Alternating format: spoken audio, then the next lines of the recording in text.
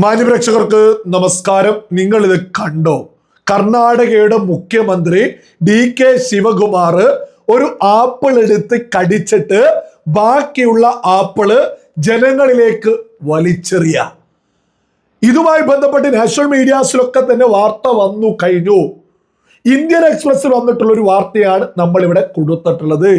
ഈ മാസം കഴിഞ്ഞ ദിവസം 9-ാം തീയതി ആപ്പിൾ എടുത്ത് കടിച്ച് ബാക്കി വന്ന ആപ്പിള് ജനങ്ങളിലേക്ക് വലിച്ചെറിഞ്ഞു എന്ന് വ്യക്തമായിട്ട് വാർത്തയുണ്ട് സകല നാഷണൽ മീഡിയാസിലും. ഇത് നമ്മൾ ഇവിടെ കൊടുത്തിട്ടില്ലെങ്കിൽ കോൺഗ്രസിന്റെ ന്യായീകരണ തൊഴിലാളികൾ വിളിച്ചു പറയോ ഇതൊക്കെ എന്നോ ഉള്ളതാണ് എന്നൊക്കെ മണ്ടന്മാരിവിടെ വിളിച്ചു പറഞ്ഞ് നടക്കും. അതുകൊണ്ടാണ് നാഷണൽ മീഡിയാസിന്റെ വാർത്ത ഉൾപ്പെടെ നമ്മൾ ഇവിടെ എടുത്ത് മുന്നോട്ട് വെക്കുന്നത്. ഇത് ജമ്മി കുടിയാൻ സിസ്റ്റമാണോ? ഇത് ജാതീയതയാണോ? ഇതെന്താ അടിമയും ഉടമയുമോ? ഇതെന്താ രാജാവും അടിമയുമോ? ഇത്തരത്തിലുള്ള ഒരു ചോദ്യം പോലും നമ്മുടെ കേരളത്തിലെ ഒരു പ്രമുഖ മാധ്യമം പോലും ചോദിക്കാത്തത്? നമ്മുടെ കേരളത്തിലെ ഒരു പ്രമുഖ മാധ്യമങ്ങളിലും ഈ സമയം വരെ ഇതുമായി ബന്ധപ്പെട്ടൊരു വാർത്ത പോലും വന്നിട്ടില്ല. കോൺഗ്രസിന്റെ മുഖ്യമന്ത്രി, കർണാടകയുടെ മുഖ്യമന്ത്രി ജനങ്ങളിലേക്ക് ഒരു ആപ്പിൾ എടുത്ത് കടിച്ച് ബാക്കി വലിച്ചെറിഞ്ഞതാ.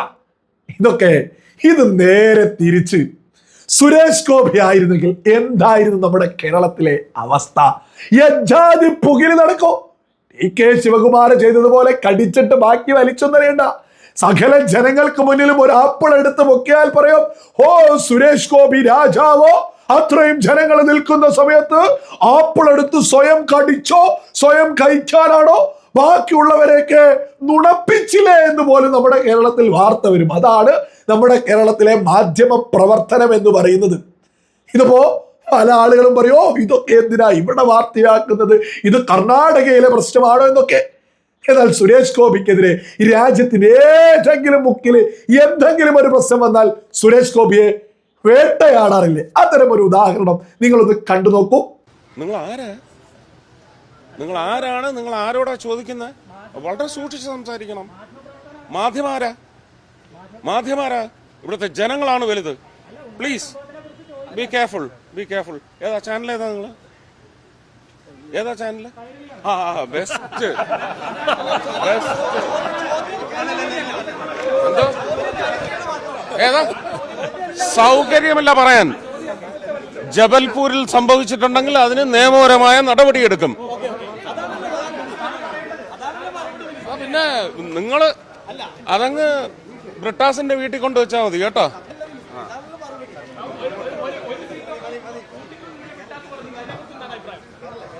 അതിന് വേറൊരു അക്ഷരം മാറ്റണം അതിനകത്ത്. നിങ്ങൾ കേട്ടില്ലേ? ഈ രാജ്യത്തിന്റെ ഏതെങ്കിലും ഒരു കോണിൽ, ഏതെങ്കിലും ഒരു മുക്കിലും മൂലയിലും എന്തെങ്കിലും ഒന്ന് സംഭവിച്ചാൽ സുരേഷ് ഗോപി അതിന് മറുപടി പറയണമെന്നാണ് നമ്മുടെ മാധ്യമ പ്രവർത്തകര് നിരന്തരം സുരേഷ് ഗോപിയെ വേട്ടയാടിക്കൊണ്ട് വിളിച്ചു പറയാറുള്ളത്. അത്തരത്തിൽ ജബൽപൂരിൽ നടന്നൊരു വിഷയമാണ് ഈ ചോദിക്കുന്നത്. ഏതാ ചാനൽ എന്ന് ചോദിക്കുന്നു കൈരളി. അത് ജോൺ ബ്രിട്ടാസിന്റെ വീട്ടിൽ പോയിട്ടങ്ങ് പറഞ്ഞാൽ, അതായത് ജോൺ ബ്രിട്ടാസിനെ പച്ചക്കങ്ങ് പറയേണ്ടത് പറഞ്ഞു എന്നുള്ളതാണ് യാഥാർത്ഥ്യം. കൈരളിയൊക്കെ ഏത് തരത്തിൽ സുരേഷ് ഗോപിയെ വേട്ടയാടും എന്നുള്ളത് സുരേഷ് ഗോപിക്ക് അറിയാം. അപ്പൊ കൃത്യമായിട്ട് കൈരളിക്കൊരു മറുപടിയും കൊടുത്ത് കൃത്യമായിട്ട് എടുത്തു പറഞ്ഞു, ഞാൻ ജനങ്ങളോട് മറുപടി പറഞ്ഞോളാം, നിങ്ങളൊക്കെ ആരാണ് എന്ന് പച്ചക്കങ്ങ് ചോദിച്ചപ്പോ നമ്മുടെ കേരളത്തിൽ 24 മണിക്കൂറോ ആഴ്ചകളോളം മാസങ്ങളോളം ഈ വീഡിയോയും പൊക്കി നടന്നില്ലേ കേരളത്തിലെ സകല പ്രമുഖ മാധ്യമങ്ങളും സകല മോദി വിരുദ്ധരും സുരേഷ് ഗോപിയെ വേട്ടയാടിയതല്ലേ? എന്നാൽ ഈ തൊട്ടടുത്ത് കർണാടകയുടെ മുഖ്യമന്ത്രി DK ശിവകുമാർ ഒരു ആപ്പിൾ എടുത്ത് കടിച്ച് ബാക്കി ജനങ്ങളിലേക്ക് വലിച്ചെറിഞ്ഞതിനെതിരെ ഇത് ജാതീയതയോ? ഇതെന്താ രാജാവും അടിമയുമോ? ഇതെന്താ ഉടമയും അടിമയോ? ഇതെന്താ ജനാധിപത്യത്തിൽ തിരഞ്ഞെടുക്കപ്പെട്ട ആളല്ലേ? ഇത്തരം ഒരു ചോദ്യം പോലും കർണാടകയിലെ മുഖ്യമന്ത്രി DK ശിവകുമാറിനെതിരെ കേരളത്തിലെ ഒരു മാധ്യമങ്ങളും ഈ സമയം വരെ ചോദിച്ചിട്ടില്ല. പിന്നെ സുരേഷ് ഗോപി നമ്മുടെ കേരളത്തിലെ പ്രമുഖ മാധ്യമങ്ങളോട് മറുപടി പറയണമോ എന്നുള്ളത് മറ്റൊരു വലിയ ചോദ്യമാണ്. കാരണം എന്താ?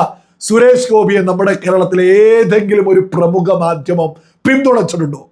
അദ്ദേഹം മത്സരിക്കാൻ ഇറങ്ങിയ സമയം മുതൽ മീഡിയ വണ്ടിന്റെ നേതൃത്വത്തിൽ നൂറുകണക്കിന് വാർത്തകൾ സുരേഷ് ഗോപിക്കെതിരെ മത്സരിക്കാൻ സ്ഥാനാർത്ഥിയാവുന്നതിന് മുമ്പ് തൃശ്ശൂരിൽ സുരേഷ് ഗോപിയാണ് വരുന്നത് എന്നൊരു സൂചന വന്നപ്പോഴേക്കും നൂറുകണക്കിന് വാർത്തകൾ മീഡിയ വണ്ണിന്റെ നേതൃത്വത്തിൽ നടന്നിട്ടില്ലേ? മീഡിയ വൺ നേതൃത്വം കൊടുത്തിട്ട് കേരളത്തിലെ സകല പ്രമുഖ മാധ്യമങ്ങളും മീഡിയ വണ്ണിനൊപ്പം നിന്നുകൊണ്ട് സുരേഷ് ഗോപിയെ വേട്ടയാടിയിട്ടില്ലേ? ഈ ക്രിസ്ത്യൻ പള്ളിയിലേക്ക് പോകുന്ന വിഷയവുമായി ബന്ധപ്പെട്ട് എത്ര ചെമ്പ് എന്നൊക്കെ പറഞ്ഞ് എന്തൊക്കെ വാർത്ത കൊടുത്തു. എന്നാൽ ആ സമയത്തൊക്കെ തന്നെ ഓൺലൈൻ മീഡിയാസ്, നമ്മളെ പോലെയുള്ള ഓൺലൈൻ മീഡിയാസ് നിരന്തരം സുരേഷ് ഗോപിക്ക് ഒപ്പം നിന്നുകൊണ്ട്, സത്യത്തിനൊപ്പം നിന്നുകൊണ്ട് നിലപാടെടുത്തു. കേരളത്തിലെ ജനത, പ്രത്യേകിച്ച് തൃശ്ശൂരിലെ ജനത കൃത്യമായിട്ട് അത് തിരിച്ചറിഞ്ഞു. 3/4 ലക്ഷത്തോളം വോട്ട് ഭൂരിപക്ഷത്തില് തൃശ്ശൂരിൽ സുരേഷ് ഗോപി വിജയിച്ചു. എന്നിട്ട് നമ്മുടെ കേരളത്തിലെ ഏതെങ്കിലും പ്രമുഖ മാധ്യമങ്ങൾ പിന്തുണച്ചോ?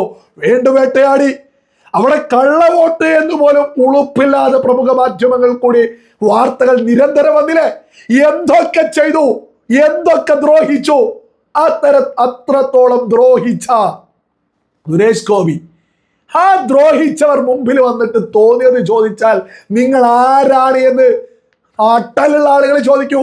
അത് മാത്രമേ സുരേഷ് ഗോപി ചോദിച്ചിട്ടുള്ളൂ.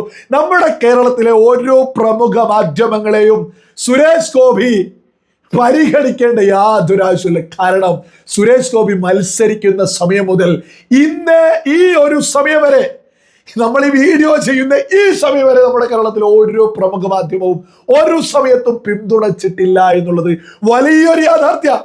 മറ്റൊരു ഉദാഹരണം കൂടി ഇവിടെ കൊടുക്കാം, എയിംസുമായി ബന്ധപ്പെട്ടുള്ളത്. ഞാൻ എന്താ പറഞ്ഞിരിക്കുന്നത്? എല്ലാവരും എയിംസിൻ്റെ പേരിൽ എന്നെ ഒരുപാട് തേച്ചു. എല്ലാവരും, പത്രക്കാരായാലും ശരി തന്നെ. അന്ന് ഞാൻ പറഞ്ഞു, ഇനി എയിംസ് വന്നാൽ അത് എൻ്റെ ക്രെഡിറ്റിലേക്ക് മാത്രമായിരിക്കുമെന്നുള്ളത് ഒന്നുകൂടി തറപ്പിച്ച് ഞാനിവിടെ പറയുന്നു. അതിനുവേണ്ടി പ്രയത്നിക്കും. അതിന് സാധിച്ചില്ലെങ്കിൽ രാഷ്ട്രീയം വിടും. ഇനി നിങ്ങളുടെ അടുത്ത് വോട്ട് ചോദിച്ച് വരില്ല എന്ന് ഏത് MP പറഞ്ഞു നിങ്ങളുടെ അടുത്ത് നെഞ്ചു വിരിച്ച്? ഇതറിഞ്ഞു കഴിഞ്ഞപ്പോൾ KC വേണുഗോപാൽ വിളിച്ചല്ലോ, നമുക്ക് ആലപ്പുഴയ്ക്ക് വേണ്ടി ഞാൻ ശ്രമിക്കാം. അങ്ങനെ എല്ലാവരും ശ്രമിക്കട്ടെ, യോഗ്യമായ സ്ഥലത്ത് വരട്ടെ. അതിൽ പക്ഷേ വിഭാഗീയത, പ്രാദേശികത ഒന്നും കാണരുത്. മലയാളികൾ സന്തോഷിക്കണം.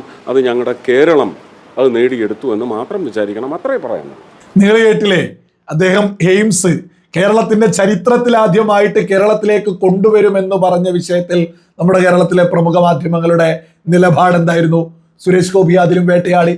എയിംസ് എവിടെ സുരേഷ് ഗോപി, എയിംസ് എവിടെ, എയിംസ് എവിടെ, എയിംസ് എവിടെ എന്ന് നിരന്തരം ചോദിച്ച് സുരേഷ് ഗോപിയെ കുറ്റക്കാരനാക്കി.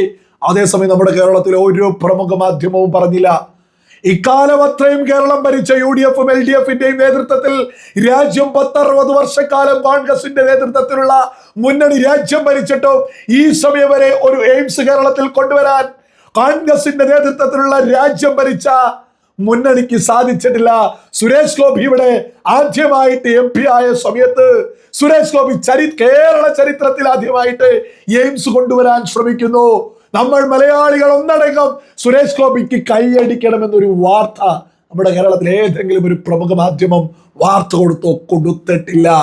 BJPയെ ആക്രമിക്കുക, സുരേഷ് ഗോപിയെ ആക്രമിക്കുക എന്നുള്ളത് നമ്മുടെ കേരളത്തിലെ അജണ്ടയാണ്. അവർക്കത് മാത്രമാണ് അജണ്ട. മോദി വിരുദ്ധ ചാനലുകളാണ് നമ്മുടെ കേരളത്തിൽ മുന്നോട്ട് പോകുന്നത്.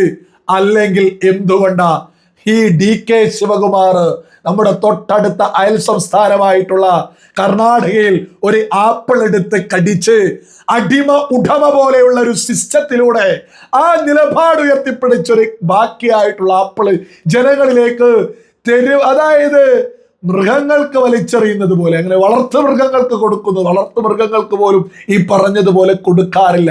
അതിനും അതിൻ്റെതായ ബഹുമാനത്തോടു കൂടിയാണ് കൊടുക്കാറുള്ളത്. ഇതിനെ എന്തിനോടാണ് ഉപമിക്കേണ്ടത് എന്ന് പോലും അറിയില്ല. അത്രത്തോളം ക്രൂരമല്ലേ ഒരു കോൺഗ്രസിന്റെ മുഖ്യമന്ത്രി കടിച്ചതിന്റെ ബാക്കി ജനങ്ങളിലേക്ക് വലിച്ചെറിഞ്ഞത്?